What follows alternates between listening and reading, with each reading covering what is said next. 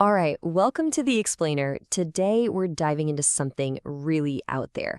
A fascinating idea that there might be a kind of cosmic code, a layer of scientific knowledge hidden inside ancient poetry. I mean, seriously? Could an ancient poem actually be describing the journey of a neutrino? It sounds pretty wild, right? But that's the central idea from the text we're digging into today, Vid Vigyana Lok. It's arguing that what we've always thought of as just poetry could, in fact, be a super detailed manual for the subatomic world. Okay, so the key to unlocking this whole idea comes down to one single word, chanda. Now, traditionally, that just means, the poetic meter or rhythm of a verse. But this text, it's asking us to look at it in a completely new way, to see chanda not as poetry, but as a fundamental energy wave, kind of like an operating system that tells particles how to behave at the tiniest scale. So, okay, how does this actually play out? Well, the text gives us a few examples, a few case studies using different chandas. And the first one up is the Anushtup. This one is supposedly the code for particles that can travel across these enormous cosmic distances without anything getting in their way. And this is where the number 64 becomes absolutely crucial.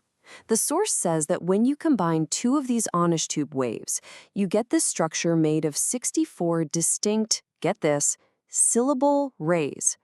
Now, I know that sounds like poetry, but the text treats it as a literal instruction set. It's the engine that literally powers a particle's journey across the entire cosmos. And here's how that cosmic road trip is supposed to work. First, a particle is born deep inside a planet. Then it gets shot out, propelled by these Anushtup waves. So 63 of those syllable rays act like a GPS, guiding it through 63 different layers or realms of the cosmos. And that final ray, the 64th one, that's the key. That's what gives it the final push, the power to bust through the final barrier and land right in the core of a star. And this is where the source makes a really fascinating leap, right? It connects this ancient idea directly to modern physics.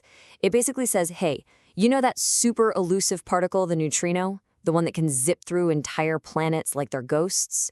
Well, the text proposes that the reason neutrinos have that incredible power is precisely because they are being guided by these Anushtup waves. Okay, so if the Anushtup is all about particles that just pass through everything, the next rhythm, the Brihati, is about the total opposite.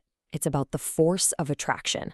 This is the code for absorption, for how things in the universe fundamentally pull together and combine. And again, we see this really interesting translation from poetic ideas to physics. The ancient concept of SHRI, which means glory or splendor, is reinterpreted here as a desire for formless energy.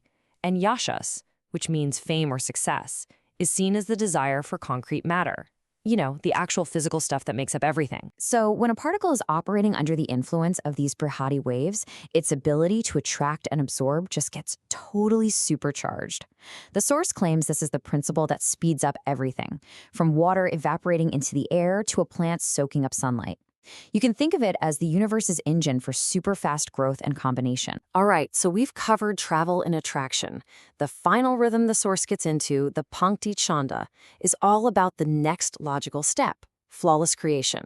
And we're not just talking about sticking things together anymore. This is about building something absolutely perfect, right from scratch. To really get this, we have to look at the word yajna differently. Now, most of us probably think of it as a fire ritual or a sacrifice. But in this text, it's totally redefined. Here, it's a cosmic creation process. And its whole deal, its key feature, is that it's flawless.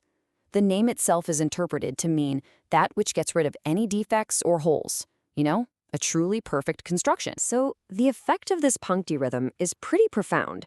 When particles are governed by it, they don't just combine. They kick off a creation process that actively seeks out and fills any gaps or flaws in a structure. The end result is something that's perfectly uniform, totally complete. According to the source, this is basically the universe's blueprint for flawless design. So when you start putting all these pieces together, the Anushtup, the Brihati, the Pankti, what the source Vedic is really proposing is a pretty radical idea. It's that the universe isn't just a jumble of random laws, but a system that's governed by these very specific, describable rhythms. rhythms that control everything from how a particle travels to how a perfect structure is created. Yeah, this table really lays it all out nicely, doesn't it? You've got the Anushtup, which in the old text was about an easy journey to heaven, now reframed as the physics of a neutrino-like particle just blasting through things. Then there's the Brihati. A verse about gaining glory and success becomes the physical principle of absorbing energy and matter. And finally, the PANTHA. A verse about a perfect ritual is interpreted as the actual code for a flawless, gap-free creation process.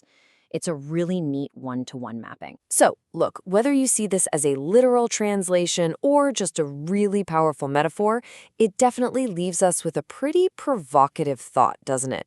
What if the universe actually has a hidden language? And what if the patterns and rhythms that ancient poets picked up on weren't just for art, but were reflections of the deep underlying structure of reality itself? What if that language, written in verse and waves, is something that we are only now, with all our modern science, finally beginning to translate?